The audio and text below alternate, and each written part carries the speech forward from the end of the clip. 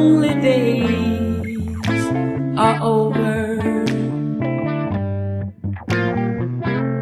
and life is like a song.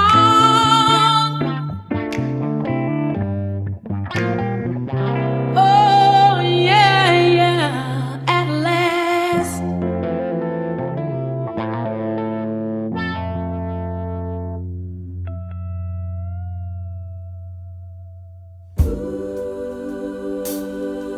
Something told me.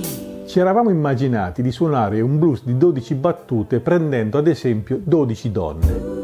Bessie Smith, Big Mama Thornton, Billie Holiday, Sister Rosetta Tharpe, Memphis Minnie, Coco Taylor, Etta James, Mavis Staples, Nina Simone, Victoria Spivey, Ruth Brown e Mahalia Jackson. 12 storie e 12 stili prese random nel mare di grandi artiste che hanno reso unica la storia della black music. Ma detto ciò, in questa puntata, da uomo maschio, voglio ficcare il naso, cosa per me non difficile, in queste 12 battute, 12 vertebre di donna, parola che tutto dovrebbe riecheggiare tranne che l'associazione impropria a sottomissione.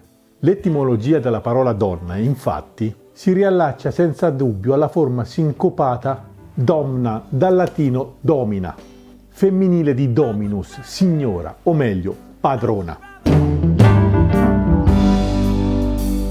Dicevo, mettendo il mio nasone tra queste 12 padrone, presa campione, vorrei però azzoppare questo blues suonandolo in 13 battute, inserendo dalla porta principale Gertrude Ma Rainey.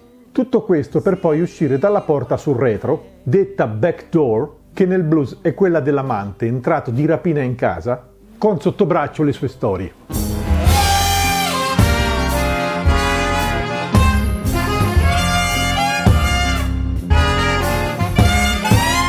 Le storie di una donna che probabilmente per prima ha raccontato in blues i termini della violenza di genere, dell'autodeterminazione ed in qualche modo anche dell'omosessualità. Le artiste blues erano spesso associate al diavolo, celebrando, in quanto donne, quella dimensione dell'esistenza umana considerata immorale. L'ipocrisia formale le immolava all'eretismo, mentre nelle segrete stanze dell'io all'erotismo, cantando spesso di sesso, argomento sdoganato non solo nel blues, alle lavanderie verbali dei cosiddetti maschi, eterni adolescenti produttori di pacche sulle spalle, mentre fanno battute sessiste religiosamente consentite solo a loro.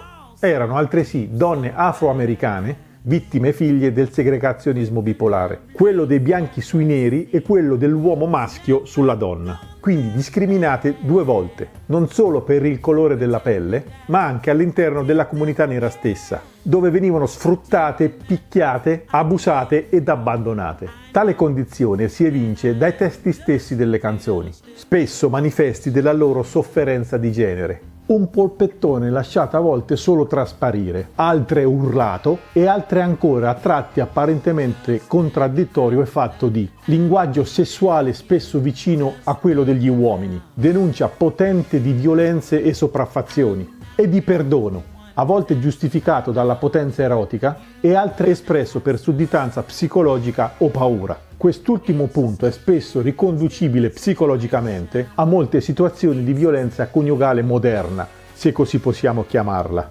Molte di loro imbracciarono le chitarre ed alzarono la voce, tracciando anche un nuovo cammino verso l'autodeterminazione. Il loro blues quotidiano era anche questo: alzarsi la mattina, se ancora vive, e non riuscire ad aprire gli occhi per il dolore causato dalle botte prese dalla violenza subita durante la notte. La prima di cui si ha una documentazione storica inerente a questa ribellione, se vogliamo femminista, è la grande Ma Rainey. Vado subito al dunque di questa mia ricostruzione. Ascoltiamo un attimo la prima strofa di Sweet Rough Man, un blues inciso verso la metà degli anni '20.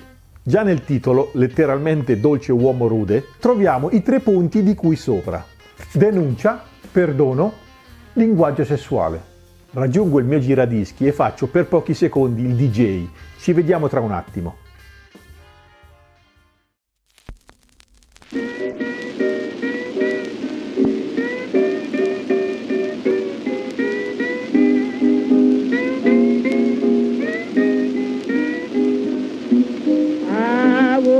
this morning, my head was sore as a boy.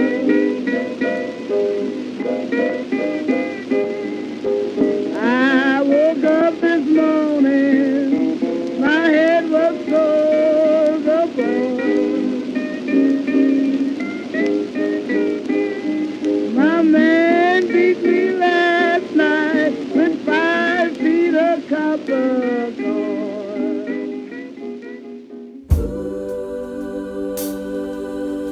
In apertura, quindi, subito la parte più dura dove recita: mi sono svegliata questa mattina con la testa che mi faceva male, come se mi ribollisse.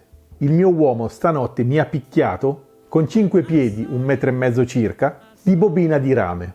Non l'abbiamo sentita, ma subito dopo, nella seconda strofa, Ma Rainey canta: mi tiene le labbra aperte, i miei occhi sono neri come un jet. Ma il modo in cui mi ama mi fa dimenticare tutto alla svelta. Le parole di questa grande artista costituiscono, secondo me, una rivoluzione letteraria e politica sul modo di affrontare la condizione della donna utilizzando il blues come penna affilata. Il senso di liberazione dagli stereotipi di cui Ma Rainey è assoluta portatrice sana la si evince anche dalla rappresentazione, a volte esplicita e sguaiata, della propria sessualità.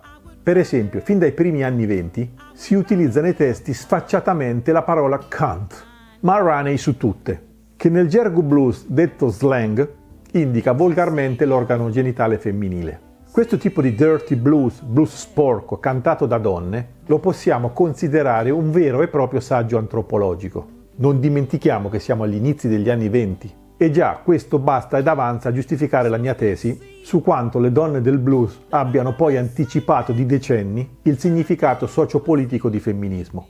Per approfondire vi consiglio la lettura di questo bellissimo saggio italiano, Counting the Blues, Donne indomite, con chiaro doppio senso comune ai bluesofili, scritto dalla giovane artista, cantante e scrittrice Elisa De Munari, in arte Ellie Demon, che possiamo stilisticamente definire one woman band. Il corpo delle donne, essendo stato da sempre per questioni morali portatore di amoralità, in quanto rappresentazione della tentazione e quindi come un qualcosa da nascondere pubblicamente e da violentare e controllare privatamente, ha scatenato la rudezza blues femminile ed in questo caso oserei dire femminista, facendo sì che le artiste blues per prime utilizzassero il blues stesso come spazio per esprimere la propria sessualità, mettendo in mostra il proprio desiderio carnale senza falsi pudori.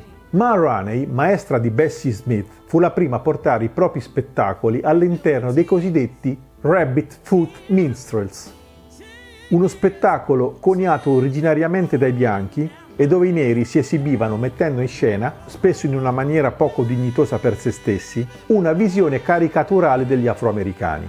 In questi spettacoli Ma Rainey, altresì, irruppe con tutta la sua carica di artista e di donna, affermando esplicitamente una libertà sessuale spregiudicata. Ma Rainey è stata anche la prima a superare il tabù dell'omosessualità. Nel 1928, ad esempio, uscì con un blues definito sommariamente poi come lesbian blues, intitolato Prove It on Me. Credo sia una delle prime, se non la prima, canzoni di musica leggera a parlare così esplicitamente di un rapporto d'amore tra due donne.